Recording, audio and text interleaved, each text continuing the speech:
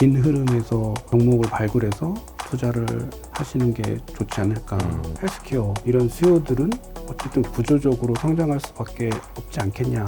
우리나라 업체들이 힘을 발휘할 그럴 시기가 좀 올 수 있다는 거죠. 올해 약간 좀 유의해야 된다고 그래야 될까요? 주의할 필요가 있다라고 보시는 섹터가 있으실까요? 작년에 그 기대감으로 많이 올랐던 치료제나 백신 테마주들은 그렇죠. 우리나라 업체들이 잘할 수도 있지만 객관적으로 봤을 때 어쨌든 선도 업체들이 좀 나온 상황이잖아요. 근데 물론 선도 업체들이 개발한 그런 백신이나 뭐 이런 것들이 나중에 가서 문제가 될 수도 있기는 하겠죠. 근데 이제 어쨌든 진행 상황이나 뭐 시기로 봤을 때는 늦은 것이 사실이기 때문에 그러니까 작년에는 이제 사실 누가 승자가 될지 모르니까 그런 기대감들이 많이 반영이 됐다 그러면은 그러니까 올해는 그런 측면에서는 이제 주의하는 게 좋지 않을까. 사실 개인 투자자들 입장에서는 바이오만큼 이제 투자하기 어려운 업종도 좀 찾아보기가 좀 쉽지가 않거든요. 네. 왜냐하면 이제 워낙 다양한 종목들이 있으니까. 그리고 시장 개발 업체들 같은 경우는 이제 봐야 될 지표 같은 게 너무 달라버리니까 다른 업종들하고는 섹터 분리에서부터 네. 그런 것들 기초 공부가 좀 된 상황에서 아, 이 종목은 어떤 쪽에 속한다. 그리고 전체적인 트렌드에서 얘가 그거에 맞나 안 맞나 이런 판단도 좀 필요하잖아요. 그래서 그런 부분에 대한 전체적인 그림을 조금 그린 후에 세부 종목을 선택해서 아, 이 분야에서 이 종목이 가지고 있는 기술력이 향후에 얼마나 통할 것인가? 그리고 가치가 얼마가 될 것인가? 이런 식으로 좀 접근하는 게 좋지 않을까 생각이 돼요. 그리고 워낙 한 20년 이상 이제 투자 기간이 되시니까 팀장님 스스로라던가 이제 회사에서 이제 세우고 있는 원칙 뭐 이런 것들이 있으면 좀 소개를 좀 해주십시오. 이쪽 그 종목들의 업의 특성 자체가 뭐 1, 2년으로 승분하는 그런 그렇죠. 그렇죠. 사업이 아니잖아요. 그렇죠. 특히나 뭐 임상 이런 거를 해야 되는 업체들은 최소 10년에서 20년까지도 봐야 되기 때문에 그러니까 그런 측면에서도 공부를 조금 더 하시고 좀 긴 흐름에서 종목을 발굴해서 투자를 하시는 게 좋지 않을까.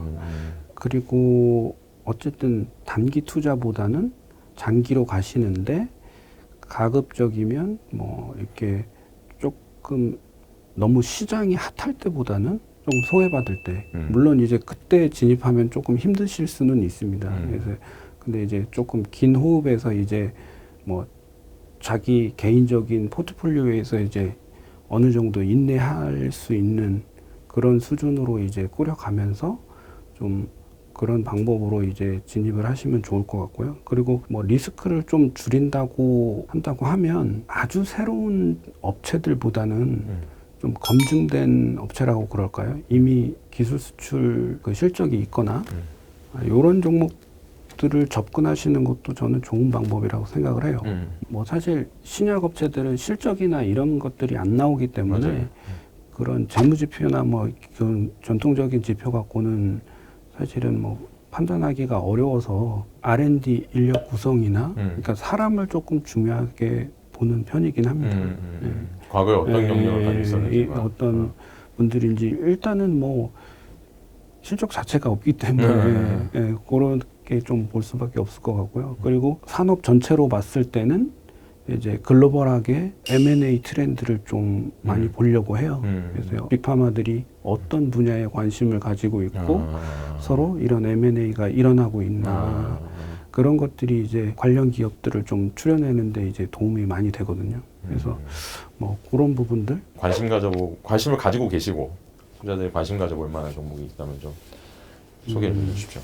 어쨌든 뭐 바이오헬스케어 섹터도 뭐 혁신에서는 뒤지지 않는 섹터인 것 같아요. 그렇죠. 그래서 뭐 국내뿐만 아니라 뭐 해외 투자도 많이 하시는데 제가 관심 가지는 분야는 요새 R&A 관련된 의약품 쪽 그쪽에 이제 관심을 좀 많이 가지고 있어요. 물론 이제 주가는 뭐 많이 올랐을 수도 있긴 하겠지만 어쨌든 그 R&A 의약품 쪽이 쉽지 않은 분야였는데 뭐 지금 모더나 뭐 그런 바이오엔텍 같은 이제 화이자 백신 그런 백신도 출시되고 희귀의약품 그러니까 그 요런 쪽에 관련된 의약품들이 또 처음에는 희귀의약품 쪽으로 좀 출시가 됐었어요. 근데 이제 최근에는 고지혈증 같은 그런 만성 질환을 타겟으로 하는 의약품도 좀 이게 시장성이 더 커지거든요. 그래서 이런 의약품들도 이제 개발되고 있어서 개인적으로 봤을 때는 이쪽 시장이 좀 개화할 수 있는 계기가 마련된 게 아닌가. 그래서 이쪽 분야 관련된 그런 업체들을 좀 공부해 보시면 괜찮지 않을까 그렇게 좀 생각을 하고 있습니다. 근데 이제 문제는 그거겠죠. 이제 그 와중에 우리나라 업체들이 이 시장에서 위너가 될 수 있냐 없냐 결국은 그 문제가 있는 거잖아요. 저희 투자자 입장에서는 2015년 뭐 한미약품이 8조 원대 기술 수출하고 뭐 물론 이제 그 결과가 다 좋지는 않았지만 그 이후로 이제 어쨌든 매년 크고 작은 기술 수출 이벤트나 이런 것들이 계속 생겼거든요. 금액 측면에서 좀 봐도 2019년에는 8.5조, 작년에는 9.6조까지 기술 수출 금액이 늘어났더라고요. 그러니까 어쨌든 저희는 그 우리나라 바이오 산업의 이제 태동을 뭐 2000년대 인간 게놈 프로젝트가 완성되었던 그 시점으로 좀 보는데 2000년 이후로 봤을 때 벌써 한 20년 지난 거잖아요. 그러면 살아남은 기업이면 이제 어느 정도 결과가 나올 때가 된 게 맞는 것 같아요. 그래서 이제 뭐 2015년부터 뭐 한미약품을 비롯해서 이런 결과들이 나오고 있지 않나. 물론 이제 뭐 글로벌 큰 업체들하고 비교하면 아직은 이제 뭐 시작 단계인 거죠. 예. 그러니까 뭐 그렇기는 하지만 어쨌든 뭐 바이오시밀러만 봐도 퍼스트 무버가 이제 우리나라에서 나온 거잖아요. 그렇죠. 예. 그러니까 이런 흐름들을 보면은 향후에도 단계에서 봐도 우리나라는 아직 초기이기 때문에 오히려 그러니까 너무 막 글로벌 업체들하고 차이가 나서 우리는 안 돼가 아니고 성장할 그런 여지가 더. 업체들이 성장한 단계를 봤을 때는 우리가 완전 초기에 속해 있다는 거죠.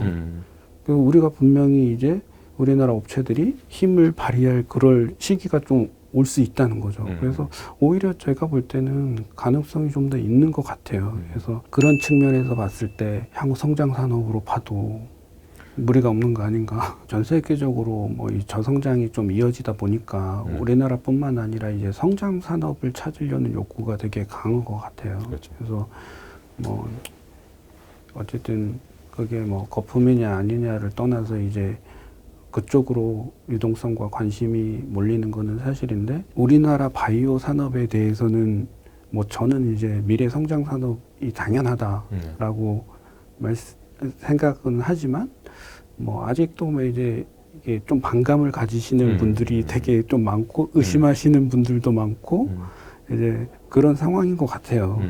근데 이제 저희가 봤을 때는 그냥 큰 흐름에서는 구조적으로 성장할 수 있는 산업이다. 다 알고 있는 인구 고령화 문제만 봐도 이게 우리나라만의 문제는 아니잖아요. 글로벌하게 이제 인구 고령화 문제가 되고 있고 그리고 우리나라 같은 경우는 이제 그 속도가 좀 더 빠른 편에 속하거든요. 그러니까 이 인구 고령화 문제를 보면은 사람의 수명이 길어진다는 거잖아요. 그렇다는 거는 오래 사는 사람들이 많아진다는 건데 오래 살면은 좋은데 아프면서 오래 살면은 삶의 질이 너무 떨어지잖아요. 맞습니다.